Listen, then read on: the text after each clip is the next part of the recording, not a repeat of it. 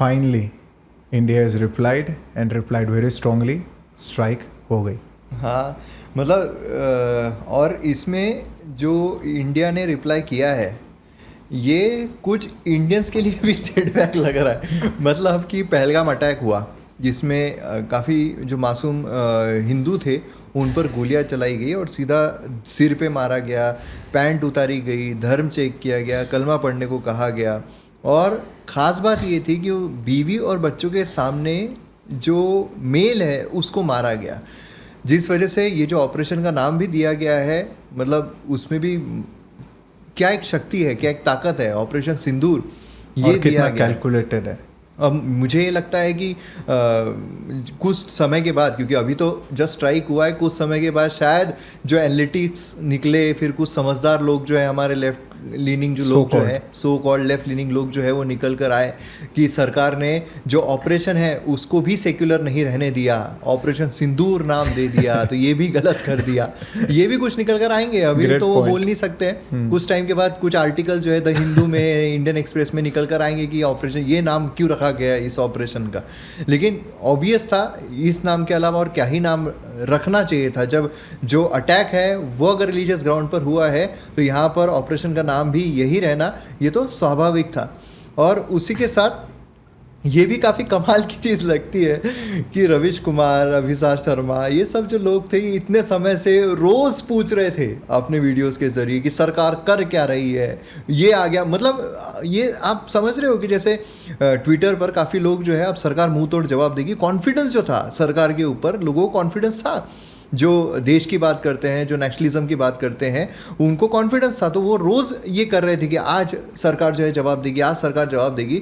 उनके ऊपर ये होता है ना, एक टॉन्ट मारना शुरू कर दिए थे, हाँ भाई कुछ हुआ क्या, हाँ भाई, जिसका इस्तेमाल पाकिस्तान मीडिया भी कर रही थी, यही ले लेकर इनके वीडियोस ले लेकर, इनके ट्वीट ले लेकर जो उन पर है वो पाकिस्तानी मीडिया इनका इस्तेमाल कर रही थी कि सरकार कुछ कर। और ये सरकार से सवाल पूछा जाना चाहिए।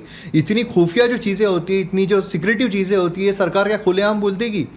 ये तो पॉसिबल नहीं है। पहलगाम के वक्त अपना जो पठानकोट हुआ था उस समय पर भी ऐसी कोई चीज़, उरी जो है, ऐसी कोई चीज़ें हमें देखने को नहीं मिली थी। तो ये सिक्रेटिव चीज़ें डिस्क्लोज नहीं की जा सकती है। और ये मीडिया लोगों को भी समझना चाहिए कि क्यों वो सवाल कर रहे हैं जो इतने सिक्रेटिव है, नेशनल सिक्योरिटी से रिलेटेड है। ये सवाल आपको जानना ही क्यों है? जब होगा अटैक, पता चल गया ना, रात को 2 बजे पता चल गया भाई अटैक हुआ, भाई कुछ दूसरा अगर ऑब्जेक्टिव हो, उसके भी अभी एविडेंस मांग सकते थे। अच्छा हुआ अभी वहाँ के वही के लोगों ने वीडियोस वगैरह शूट कर दिए, वहाँ के लोग रोने लग गए, तो फिर ये अपना रोना कैसे बंद कर सकते? ये भी चीज़ें एविडेंस तो 100%, मतलब द हिंदू का जो आर्टिकल है जो उसने रिलीज किया था कि भाई वो छोड़ दो, ठीक है, एयर स्ट्राइक वो सब किया इंडिया ने, यहाँ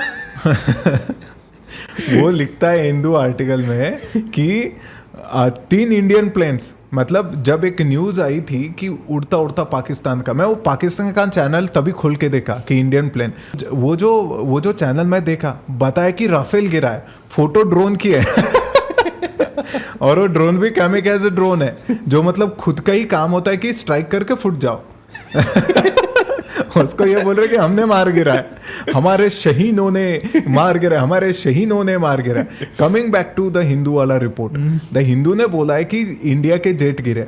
अगर आप उस फोटो को ध्यान से देखोगे तो एक्सटर्नल फ्यूल टैंक है, वो एक्स्ट्रा फ्यूल टैंक जेट्स लेके चलते हैं। जब हमारे जेट्स जा रहे होंगे तो वो जो एक्स्ट्रा का फ्यूल टैंक है वहाँ तक कि उन्होंने यूज़ किया और फिर उसको गिरा दिया, तो उसको जेट बोल रहे और सीधा बोल रहे कि 3 इंडियन जेट्स गिरा दिए गए। और सोर्स क्या लिया? यही फिर जो पाकिस्तान के सोशल मीडिया चैनल है और ये जो न्यूज़ चैनल है उन्होंने जो फैला दिया गया वो सब ले लिया। मतलब आप सोचिए कि इतने क्रिटिकल सिचुएशन में जहाँ पर आर्मी का ऑपरेशन चल रहा है और जस्ट अभी क्या हो सकता है, कितना एस्केलेट हो सकता है, पाकिस्तान की तरफ से कोई रिस्पांस आएगा या नहीं आएगा, ये सब छोड़कर उनको ये बताने की ज़्यादा दिलचस्पी कि इंडिया के जो राफेल है वो। और आप कनेक्शन देखिए, कुछ समय पहले कांग्रेस के जो लीडर थे उन्होंने राफेल का एक ये लिया था, हाँ, डमी लिया था और उसके साथ मजाक बनाया था हमारी सरकार का। और यही चीज़ यहाँ पर कि हाँ देखो गिरा दिया। मतलब आप समझ रहे हो किस तरीके से जो एक माइंड है उसको डाइवर्ट करना, उसको कमजोर करना इंडियंस का, ये किस तरीके से रचा जाता है। राइट वही डिमोरलाइज करना चाहता है कि नहीं तुम्हें कितना महंगा पड़ा तुमने और सुबह सुबह तो ये भी क्वेश्चन किया जा रहा है कि कितने टेररिस्ट मरेगी कि या नहीं मरे। जैसे पिछली बार सिद्धू ने, नवजोत सिंह सिद्धू ने सिर्फ पेड़ उखाड़ने गए थे क्या वहां पे, ये सब बातें। तो इस बार जो सोफिया कुरैशी जो हमारी इंडियन एयरफोर्स के ऑफिसर थे, उन्होंने वीडियोस भी रिलीज कर दिया क्योंकि पता है कि ये मांगते हैं भाई, अपने ही देश वाले सबूत मांगते हैं, तो भाई सीधा सबूत जो है वही पेश कर दिया गया। और उसमें भी जो आरफा जैसे जो न्यूज रिपोर्टर्स है उनके द्वारा क्या कहा जा रहा है कि भाई अब तो ये भी बोल नहीं सकते ना किया या नहीं किया, तो हाँ वो तो ठीक है किया, पर अब दूसरा एंगल कि हम चाहते ही नहीं युद्ध हो, हम चाहते ही नहीं ये हो, और वहाँ पर बेगुनाह लोग जो है वो भी मारे गए हैं, बेगुनाह लोग जो है पाकिस्तान जहाँ पर, और ये जैसे पाकिस्तान ऑक्युपाइड कश्मीर नहीं, पाकिस्तान में भी ये अटैक जो है वो किया गया है। ये एक बहुत बड़ी बात है, नहीं राइट बहुत लोगों को लग सकता है कि सिर्फ पाकिस्तान ऑक्युपाइड, पाकिस्तान में भी हुआ है। हाँ। और बात यह है कि जो ये बेगुनाह लोगों की बात कर रहे हैं, इंडियन आर्मी का ऑफिशियल स्टेटमेंट देखो कि ये अटैक कैलकुलेटेड था, प्रिसाइज था, मेजर था और नॉन एस्केलेटरी था। मतलब उन्होंने इस तरीके से उसको कैलकुलेट किया था कि बिल्कुल जो टारगेट है उन्हीं को हिट करे, ना ही सिविलियन इंफ्रास्ट्रक्चर को टारगेट बनाया गया, ना ही उन्होंने आर्मी को अटैक किया, पाकिस्तान आर्मी को, क्योंकि होता तो अभी तक तो बहुत बड़ा रिप्लाई आ जाता। और अभी रिपोर्ट ये भी आ रही थी कि जिसके एविडेंस भी मिले, कुछ न्यूज़ चैनल्स ने चलाया कि JF-17 को गिरा दिया गया, जो चाइना के बारे में बहुत सारे बोलते हैं कि लोग देखो चाइना कहाँ चले गया, चाइना का 6th जनरेशन प्लेन आ गया, चाइना का 5th जनरेशन कितना आ गया, हम तो 4.5 जनरेशन का रफाल ले रहे हैं। तो देखिए मेड इन चाइना चले तो चाहता, मोबाइल जैसा है भाई, कब खराब हो जाए पता ही नहीं चलता। और JF-17 को इंटरसेप्ट किया आकाश मिसाइल से। ऐसा नहीं कि लोग कुछ बोल रहे थे कि हमारा खुद का कुछ है नहीं, हम S-400 पे डिपेंडेंट, और S-400 तो अभी तक के पूरा आया भी नहीं है, लेकिन हमारे इंडिजिनस आकाश मिसाइल से हमने उसको इंटरसेप्ट किया। वो हमने पिछला जो एक वीडियो किया था उसमें हमने इसकी बात की थी, कंपैरिजन किया था इंडिया और पाकिस्तान की मिलिट्री से रिलेटेड, तो उसका रील बनाकर मैंने डाला था, वो चला गया पाकिस्तान में, वायरल हो गया पाकिस्तान में। तो जब वायरल हुआ तो सारे पाकिस्तानी कमेंट्स, कुछ तो लोग ठीक है, कुछ लोग ये बोल रहे थे कि भाई तुम लोग हमसे नहीं जीत सकते हो क्योंकि हम मरने के लिए ही वार करते हैं, हम जिंदा रहने के लिए करते ही नहीं है, तुम लोगों को जिंदा रहना होता है, हमको वो ये मिला हुआ है। वहाँ तक ठीक है, बाद में फिर कुछ भाई कंपैरिजन जो है वो इस पे क्यों कर रहे हो, हमारे साथ देखो कौन है, हमारे साथ चाइना है, हमारे साथ ये है फलाना वाला ना वो सब। फिर उसके बाद कुछ लोग बोल रहे थे कि हमारे पास जज्बा है जो तुम लोगों के पास नहीं है, और ये सारे मैंने पोस्ट, वो उसका स्क्रीनशॉट लेके पोस्ट भी किया था कि ये देखो पाकिस्तान में वायरल हो गया, और कॉन्फिडेंस हो तो ऐसा हो।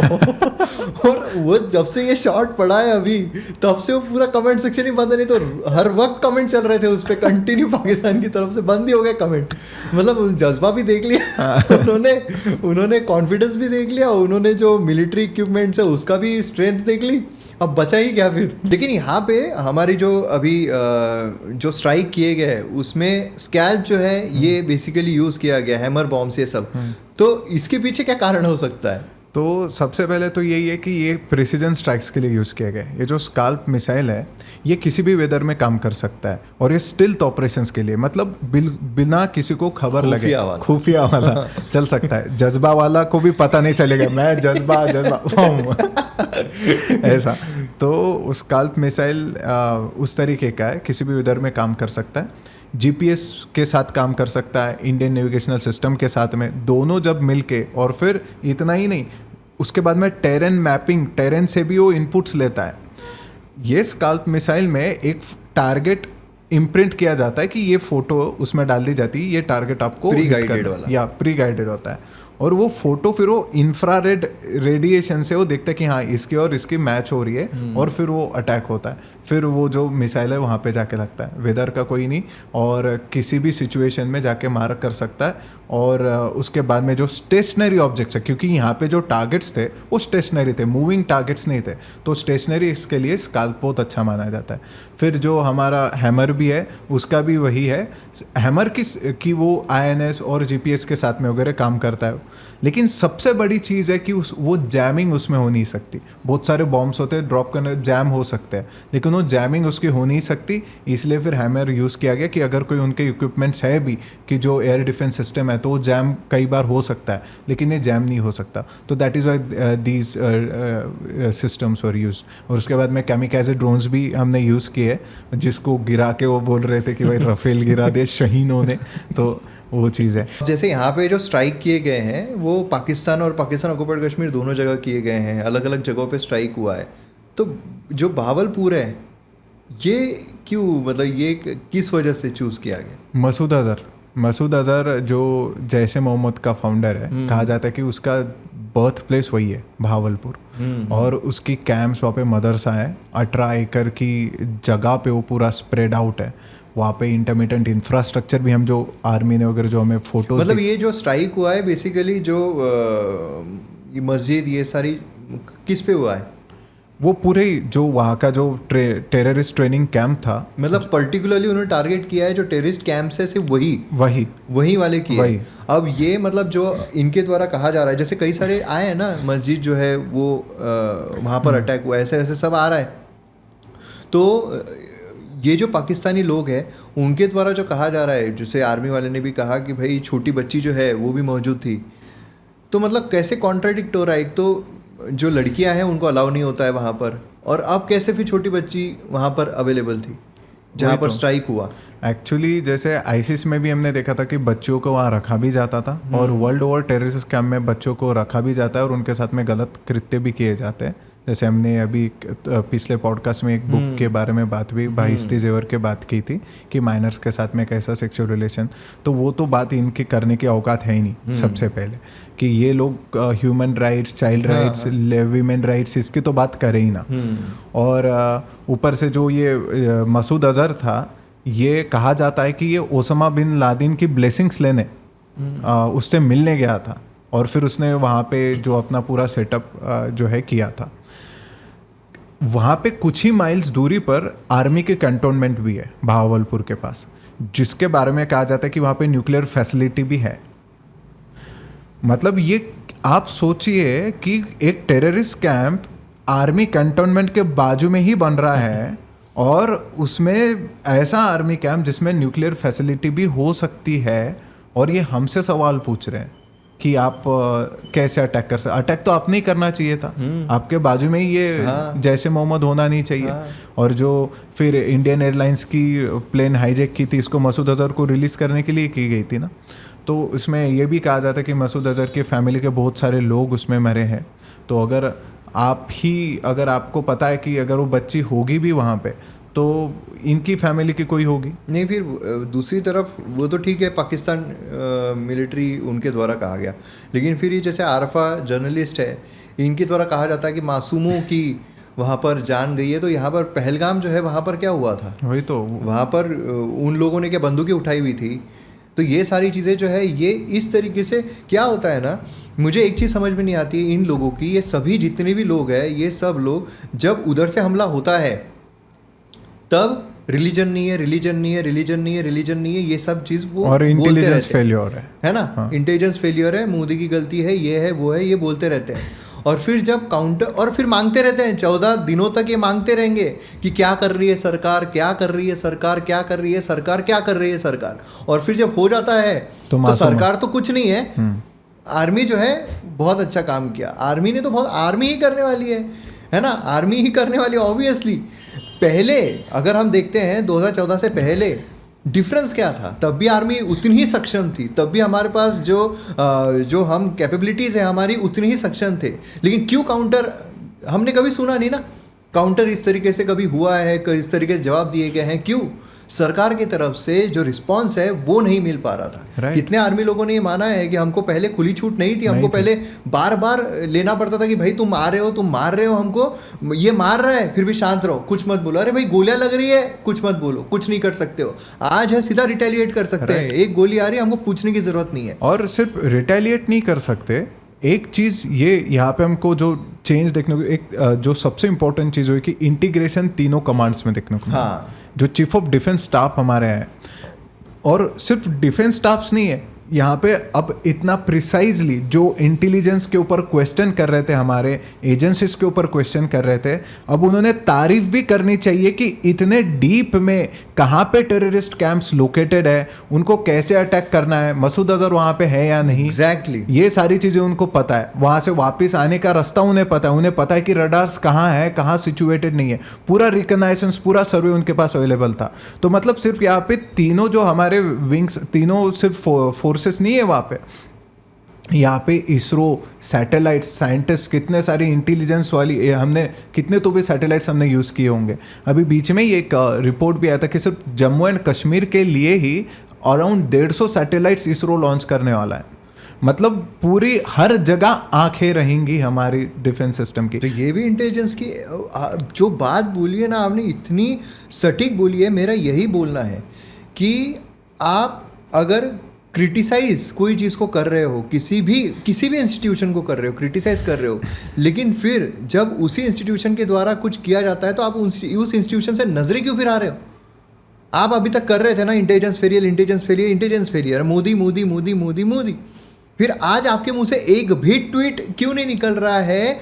राइट। और वो सबूत मांगने का भी उनके पास नहीं रहा था। अगर गवर्नमेंट अगर 1-2 दिन रिलीज़ नहीं करती, क्योंकि पाकिस्तान से वीडियोस आ गए थे इसलिए शायद गवर्नमेंट ने भी रिलीज़ कर दिए होंगे, लेकिन अगर नहीं करती, अगर ये वीडियोस नहीं होते तो वहाँ पे भी क्वेश्चंस किए जाते कि ये सबूत क्या है। और जैसे ध्रुव राठी की भी जो वीडियो आई थी, उसने कहा पूरा इंटेलिजेंस फेलियर, लेकिन अभी जब वो वीडियो बनाएंगे तो इससे समाधान नहीं होने वाला। इससे क्या होने वाला कि इसमें आग और भड़केगी। वो आएगा क्या? सबसे पहले तो ये बोला जाएगा कि कुछ न्यूज़ आर्टिकल्स पाकिस्तान के आ ही जाएंगे ना कि ये सिविलियन हुआ, ये सिविलियन डैमेज हुआ। अब उनको एस्केलेट करने के लिए क्या करना पड़ेगा? उनके पास एक ही ऑप्शन, ये थोड़ी बोलेंगे ना हमारे यहाँ टेररिस्ट कैंप जो थे सब के सब उड़ गए, ये तो बोलेंगे नहीं। उनको बोलना पड़ेगा भाई सिविलियन डैमेज हुआ है। अब वो रिपोर्ट्स का आधार लेके ये वीडियो बनाएंगे कि देखो इंडिया का इंटेलिजेंस फेलियर, देखो कि उन्होंने सिविलियन पर भी बम धमाके कर दिए। हालांकि कुछ रिपोर्ट्स ये भी आ रहे हैं कि मसूद अजहर ने खुद एक्सेप्ट किया, मसूद अजहर के साइडनेस फोर्सेस ने एक्सेप्ट किया है कि हाँ अटैक्स हुए। वो तो हाफ ट्रूथ हो गया ना, वो तो छुपाने वाला ट्रूथ हाँ, हो गया, दिखाने वाला तो आएगा ना, हाँ भी आएगा। हाँ, इससे तो ट्वीट नहीं आता है, ये नहीं आता है। मेन इन्वेस्टिगेशन तो तब आएगा। ये भी देखो आप कि जैसे और पूरी स्क्रिप्ट बनानी पड़ेगी ना भाई, क्या बोलना है क्या नहीं बोलना है, ऐसे थोड़े बोलेंगे। हाँ, और ये एयर स्ट्राइक किया, इसमें ऑब्वियसली यही आएगा कि ये पहले क्यों नहीं हुआ, इतना वक्त क्यों लग गया। और फिर जैसा आपने कहा कि भाई अब उनसे रिटेलिएट होगा तो इतनी अच्छी हमारी इकोनॉमी ऑलरेडी हो रही थी, क्यों ज़बरदस्ती हमको इस चीज़ में पढ़ना था। ये सारी चीज़ें भी आ जाएगी, काफ़ी लोग ये सारी चीज़ें भी बोलने लगेंगे। तो ये समझना बहुत ज़रूरी है कि क्यों हमारे इंस्टीट्यूशन को टारगेट किया जाता है, क्यों उनकी क्रेडिबिलिटी ख़त्म करने की कोशिश की जाती है। आप इंटेलिजेंस का ये हुआ, उनकी क्रेडिबिलिटी ख़त्म कर रहे हैं कि भाई डर बिठाओ कि बाप रे सरकार के इंटेलिजेंस जो है बहुत बेकार है, हमको कुछ ये नहीं होगा। और जब इतनी सटीक तरीके से इंटेलिजेंस किया जा रहा है कि आपको पता चल रहा है कहाँ कहाँ पर कैंप है, इस तरीके से किया जा रहा है, उस वक्त आप नहीं भाई इंस्टीट्यूशन को दूर रखो, इंस्टीट्यूशन के नहीं, हम कैसे करेंगे, ये नहीं कर सकते हम। उनका अगर फिर क्रेडिबिलिटी थोड़ी बढ़ाना है उनकी, ये चीज़ जो है वो गलत है, क्योंकि हमारे इंस्टीट्यूशन है, हमारे देश के इंस्टीट्यूशन है, ये करने की क्या जरूरत पड़ रही है? राइट। अभी जो लोग हमने कहा कि रिटेलिएशन आ सकता है, लेफ्टिस्ट लोगों का बहुत दिनों का रहा है कि हम पाकिस्तान में अटैक इसलिए नहीं करते क्योंकि वो रिटेलिएट करेंगे और फिर और ज़्यादा सिचुएशन खराब होगी। तो क्या ये आर्मी वालों ने कैलकुलेट नहीं किया होगा? हमारे सुंदरकांड में हनुमान जी के बारे में कहा जाता है कि जस जस सुरसा बदना बढ़ावा तस तस कभी दुगुना बिस्तारा, मतलब जैसे कभी उससे दूर दो टाइम्स हो रहे थे। मतलब हमने भी वही कैलकुलेट, तुम एक बार करो हम 10 टाइम्स तुमको जवाब देंगे। जो अभी शायद जो मॉक ड्रिल अभी सरकार के द्वारा कंडक्ट किया गया उस पर भी काफी मीम आ रहे अलग अलग कि पाकिस्तान का पूरा ध्यान तो मॉक ड्रिल पे था, यहाँ कहाँ से उनके लिए जरूरत थी वो नहीं बताया गवर्नमेंट ने कि यार इधर भी करवा दो करके। ये तो भी मीम्स आ रहे हैं बहुत सारे। तो मॉक ड्रिल तुम्हारे यहाँ भी हो गए। तो ये जो चीज़ है मॉक ड्रिल, शायद वो उसका ही एक सेफ्टी मेजर जो है वो रखा गया हो कि भाई हम अगर अटैक करेंगे तुरंत अगर कोई स्ट्राइक वाइक की जाती है। जैसे सुबह रिपोर्ट आ रही थी कि JF-17 को गिराया गया, एक रिपोर्ट आई F-16 को गिराया गया, तो मतलब रिटेलिएशन के लिए आकाश मिसाइल उन्होंने रेडी करके रखी थी ना। मतलब जब ये जो पूछ रहे थे कि इतना टाइम क्यों लगाए थे, यही तो प्रिपरेशन किया होगा। प्रिपरेशन है यहाँ देखने में, क्या ऐसा थोड़ी पता है हाँ चलो भाई कौन से एरिया में वहाँ है क्या टेररिस्ट का, वहाँ है क्या टेररिस्ट का, ये तो मतलब नहीं है। और उनको पूरे हमारे ऑफिसर को की लाइफ की सेफ्टी के भी बारे में ध्यान रखा गया है। वो तो अपनी जान की परवाह नहीं करते, लेकिन हमने तो एटलीस्ट उनकी करना चाहिए, क्योंकि एक वो लाख के बराबर है, एक ही जो आर्मी के सोल्जर्स होते हैं।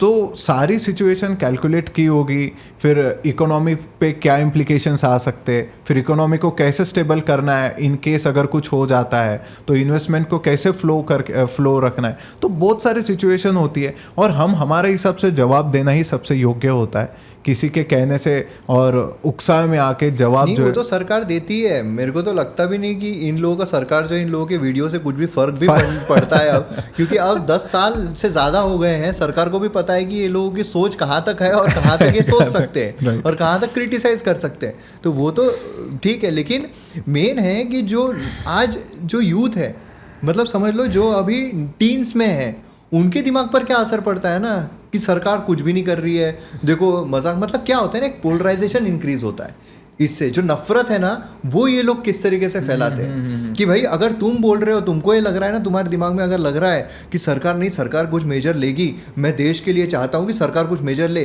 तुम्हारा मजाक बना दिया जाएगा। अरे बोल रहे थे ना सरकार कुछ लेगी, लो करे, लो 10 दिन हो गए, लो 11 दिन हो गए, लो अरे कुछ कर रही सरकार। फिर इंसान जो है ना, तुम अलग और मैं अलग, इस तरीके से देखना शुरू कर देता है। क्यों हम एक साथ इस सिचुएशन में भी एक साथ एकजुट नहीं खड़े हो पा रहे? इस सिचुएशन में भी आपको संगी, अंधभक्त, ये सारी चीज़ों का इस्तेमाल करना है। फिर आप खुद ही बोलते हो कि नहीं, हमने एकजुट रहना चाहिए, हमने मतलब जहाँ पर मुस्लिम टारगेट कर रहा है वहाँ एकजुट रहना है, हमको एकजुट रहना है। और जहाँ पर कोई इंसान जो है फेथ रख रहा है अपनी गवर्नमेंट पे, फेथ रख रहा है अपने आर्मी पर, फेथ रख रहा है अपने देश पर, वहाँ तुम उसको आइसोलेट कर दोगे, मजाक बना दोगे उसका। और ऐसा नहीं है कि हम हवा में फेथ रख रहे हैं। हमने हिस्टोरिकली देखा है कि हमारे आर्मी ने कितना, हमारी इंटेलिजेंस एजेंसीज ने हिस्टोरिकली कितने ज़्यादा, इतने ऐसे कुछ आर्मी ऑफिसर्स की बायोग्राफी जो बुक्स है, तो शहीद कैप्टन सौरभ कालिया के बारे साथ में जो हुआ था, ऐसा कहा जाता है कि उनकी यूनिट ने पूरा रिप्लाई ले लिया था, उसका पूरा बदला ले लिया था, और जो व्यक्ति ने उनके साथ में वो सब टॉर्चर वगैरह किया था, ग्रूसम टॉर्चर उनके साथ में किया था, उसका बदला ले लिया गया था। लेकिन ये जो पब्लिक में कभी लाया नहीं गया। तो हमारी आर्मी इज़ कैपेबल। हमारे जो आज की इंटेलिजेंस है, नया भारत है, हमारी टेक्नोलॉजी, हमने पिछले वीडियो में ही बात की थी कि सिर्फ अभी ये मॉडर्न वर्ल्ड है, इसमें सिर्फ अटैक्स इंपॉर्टेंट नहीं है, प्रिसीजन स्ट्राइक्स इंपॉर्टेंट है। एग्जैक्टली इसलिए ये जो चीज़ है, ये चीज़ अब इन सभी लोगों को, ठीक है, आप व्यूज़ के लिए कर रहे हो, व्यूज़ के लिए क्रिटिसाइज़, क्योंकि आपकी ऑडियंस जो है वो बनी हुई है, वहाँ तक ठीक है। लेकिन आप क्रिटिसाइज जो है या क्वेश्चनिंग जो है, वो बाकी चीज़ है ना बहुत सारी, उस पर आप कर सकते हो। अभी जो हमारी इतनी सिक्रेटिव चीज़ें हैं, उस पर क्वेश्चनिंग करके आपको क्या ही मिल जाएगा? ना ही गवर्नमेंट एक्चुअल में आपको बताने वाली है जो आप प्लान है वो, जैसे रविश कुमार पूछ रहे थे ना, पूरा प्लान पूछ रहे थे क्या है, नहीं बताने वाली है। और जहाँ जब जो चीज़ करनी है वो सरकार करेगी ही करेगी। इसलिए आप फालतू में जो भारतीय हैं उनको बहकाने की कोशिश मत करो ऐसे सेंसिटिव मैटर पे। पहलगाम होने के बाद भी सेंसिटिव मैटर पे उनका जो चीज़ें हैं वो शुरू हो गई थी। अगर आप एक पत्रकार हो और ख़ुद को आप एक सही में पत्रकार मानते हो, तो पत्रकारिता में जो एक एथिकल मोटिव्स है वो भी आपके आने चाहिए, तब जाके लोग जो है वो आपकी रिस्पेक्ट करेंगे। नहीं तो फिर क्या है, वही है, नमस्कार मैं रवीश कुमार, ये ऐसा क्यों किया गया, ये ऐसा क्यों हुआ। यही अगर आप करते रहोगे तो ना आप पत्रकार कहलाओगे, ना ही कुछ, असल में गोदी मीडिया आप ही कहलाओगे। ये चीज़ देखने को मिले। और बाकी तो अपन और डिस्कस करेंगे इस पर और डिटेल में अच्छे तरीके से, और जैसे जैसे इवेंचुअली आगे बढ़ेगा। आज तो सिर्फ एक डेमो था।